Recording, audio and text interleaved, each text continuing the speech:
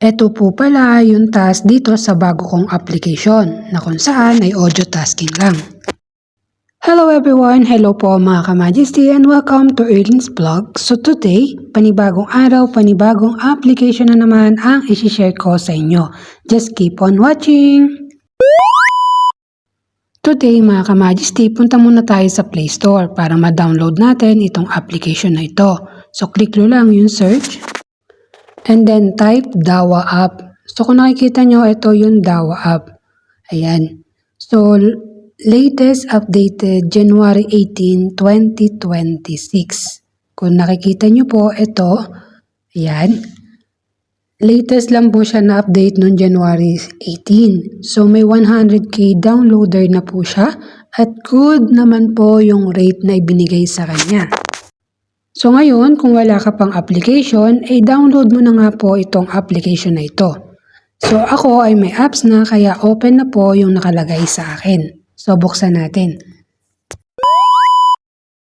Dito kay Dawa ay isang audio tasking lang. So medyo maliit lang yung kanyang tasking. So may nakiklaim din naman sa daily sign-in. So ito yung sign-in niya, check-in niya daily sa loob ng 7 days. So kung nakikita nyo, ito yung aking dashboard. Kailangan po ng agency dito.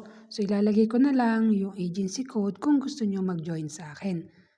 So dito sa part na to, ay ito nga po yung tasking.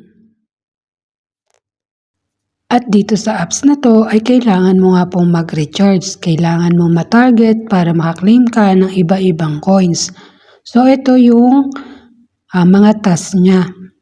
So kung nakikita nyo sa dashboard, may all tasks, may activity tasks, may regular tasks.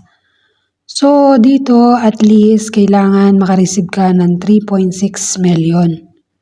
So ang nare-receive niya kada 2 hours or 120 minutes ay 500 coins lang. Dapat may mag-follow sa inyo na 5 para makareceive uli kayo ng 500. Pwede nyo i-check dito sa rules ng task center kung ano-ano nga po yung mga dapat gawin. Para kung ma-reach mo siya, may makukuha ka pa bang coins or diamond. So nakalagay naman dito sa pinakababa, kapag nagawa mo yung buong task, complete all tasks to get 6,000 diamond.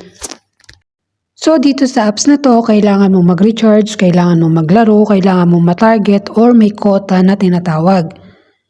So dito naman tayo sa withdraw. Diamond nga po pala yung withdraw dito. So saan ka pwede mag-withdraw kundi sa agent withdrawal, 2.5 ang pinakamababa, 300k. So hanggang 1,000 USD. Dito naman sa platform, 30 USD yung pinakamababa. So dito tayo sa payment method, dito sa taas. Dito sa payment method, dito ka magsaset ng withdrawal.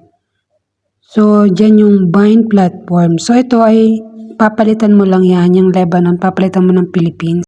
Then, search natin yung Philippines para makita natin kung anong available na wallet kung saan ka pwede mag-withdraw. So, next, dito tayo. Ayan, hanapin lang natin. Di kasi agad nag-reflect. May space kasi. So, yan. And then, dito, pwede sa Paymaya, sa ePay, sa GCash, sa USDT, pwede ka mag-withdraw. Pero, via agent withdrawal. At ito nga mga ka-Majesty, si Dawa, isang audio tasking lang siya. So pwede siya sa lalaki, pwede rin siya sa babae. Ang kailangan lang ay mag-recharge, maglaro at mag-trade.